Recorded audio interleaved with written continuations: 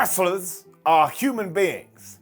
I know, it's really rather shocking. It does mean they're not always going to be nice on occasion. I know that can be disappointing because you see your favorite sports entertainer and you walk up to them and you think you can have a nice interaction and they basically flip you off. Sometimes this goes way too in the wrong direction though, so I thought we could run down 10 of these today, while apparently I'm dressed like a sailor. That's what everybody says when I do wear this, but my name is Simon Miller, and let's go. Choo-choo! Now that would be a train. Turn the Ultimate Warrior has to say sorry. So you can see this on the A&E documentary about the Ultimate Warrior, and the headline would be, yeah, it ain't great. It was all off the back of an incident in an airport though, when a very smart child looked at one Jim Hellwick and thought, man, even without your makeup and face paint, I know you're the Ultimate Warrior. So he approached him and asked for an autograph. Now, instead of just doing it, apparently the Ultimate One said flub off squirt, but he did not use the word flub. And this caused such a hoo-ha, it did get back to the WWF management, who told the Ultimate Warrior, listen, you need to go into this room, and you're going to have to film an apology video. It's even harder to watch the Warrior do this, because he clearly is not in the mood.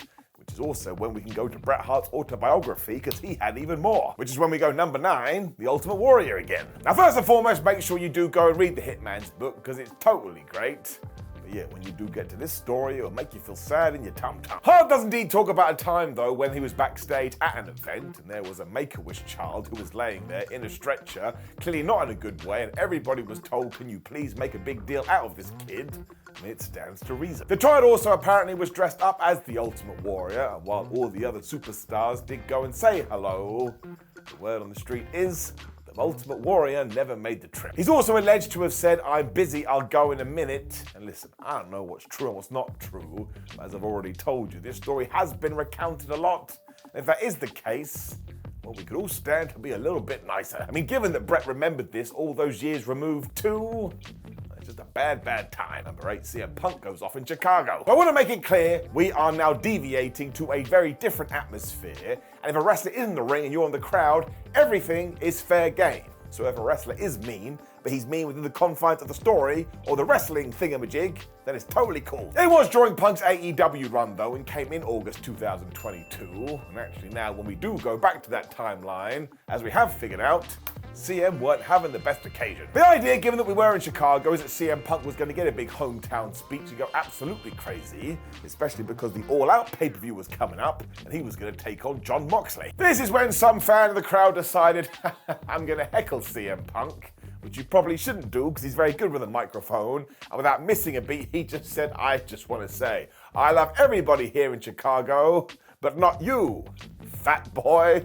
Ruh-roh. Punk then owned this too, as he instantly said, man, maybe I probably shouldn't have said that. And look, I know it was funny, but sometimes delivery is funny, but it's also a very good life lesson. If you are going to come at a wrestler in a ring, maybe don't come at somebody like CM Punk. Number 7, Bully Ray intimidates a fan. And now we have another one of these, sort of. Because if you do go back to the ECW days when we had Bubba Ray Dudley, this guy did not care. If you were going to shout things at him when he was making his way to the ring, he would get right in your face. He was a scary cat. But if you do go find some of these clips now, your jaw may hit the floor. I suppose another one of these experiences did happen in 2019. This was at a Ring of Honor show though, and as the Allure stable were making their way to the ring, some fan decided to shout out, man, you're nothing but the Tramp Stamp Trio. Now once again, I get we all want to have fun at these shows, but you don't have to be a super duper mega dick. Well, this guy who was a part of this group eventually fired back and said, man, you ain't nothing but a virgin. When this fan then apparently replied, you are having sex with that fat turd known as Bubba Ray. Man, if I was there, I'd be face palming. The word out there has always been that this got so out of control, eventually the man was taken to the back. Given that Bully Ray was kind of helping with Ring of Honor shows during this time, he told the dude to calm it down, and apparently it all got very wishy-washy. Because not only did Ring of Honor launch an internal investigation, but around the same time, Kevin Owens went and found this guy and gave him free tickets to a WWE event. So you're gonna have to make your own mind up. Comments. Number 6, Vader totally goes crazy. Now this did happen on a Kuwait news channel, but you have to figure this. The guy who was asking the questions was probably a fan, though I guess you could argue he wasn't a fan at all because he made the cardinal error of turning to Big Van Vader and basically being like, oh, why is wrestling so fake? And the best part about this video is the Undertaker is there. He basically face palms because he doesn't want to get into this. Whereas the masked man decides, you know what? I'm going to rough you up. Basically did. He even told him to come to the show later so he could kick his ass for real. Surprise, surprise, Vader was put in a Kuwait jail for 10 days, and at one point it even felt like he wasn't going to make his way back to the USA, where thankfully all of the countries figured it out. Vader did have to pay a small fee before he was able to do this, so it's just a nice reminder, whether you're a fan or not a fan, just respect people, or be like Mark Calloway. Like I say, it's my favourite thing about the clip. I don't think he even blinks his eyes. Number 5, Sasha Banks gets some heat. So we all know the deal with wrestling these days, and that can be half the fun, because when a bad guy does walk to the ring, you can boo and you can shout stuff, and they'll shout stuff back at you. Deep down in our tootsie toes, we all know what's going on. Sometimes a wrestler does see an opportunity though, when they can piss the audience off for real, which is exactly what Sasha Banks did when she was having that iron match with Bayley at NXT TakeOver. So after smacking Bayley in the face, Sasha realised, well, I've got loads of time, because again, we've got an hour here, when she decided to prance in front of the fans, when she laid her eyes on NXT superfan Izzy. Everybody knew how much she loved the hugger, so instantly Banks just took the headband off her head, and I suppose this piece of clothing was the equivalent of gold, because this audience, this crowd could not handle it. My word, they booed Sasha Banks out of the place. The parents especially got mad, because how could you do this to somebody's child? Just to sum it up in a nice small neat little package, it's very, very good. Number 4, MJF throws a drink, which was sort of like this.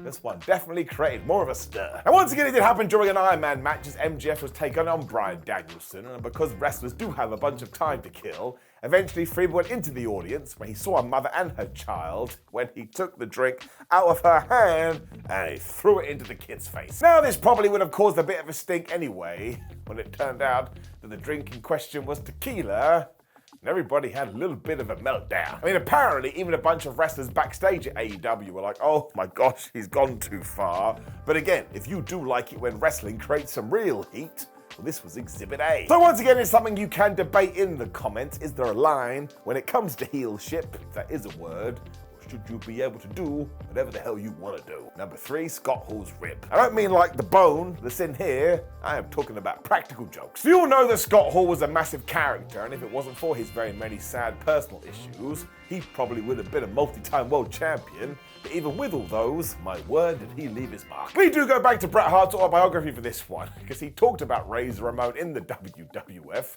and a somewhat cruel trick he used to play on his fans that did want an autograph. Now, I suppose it depends on the person, but every now and then, allegedly, apparently, he would tell a kid or an adult or a man or a woman, don't worry, pal, I'm absolutely gonna sign that.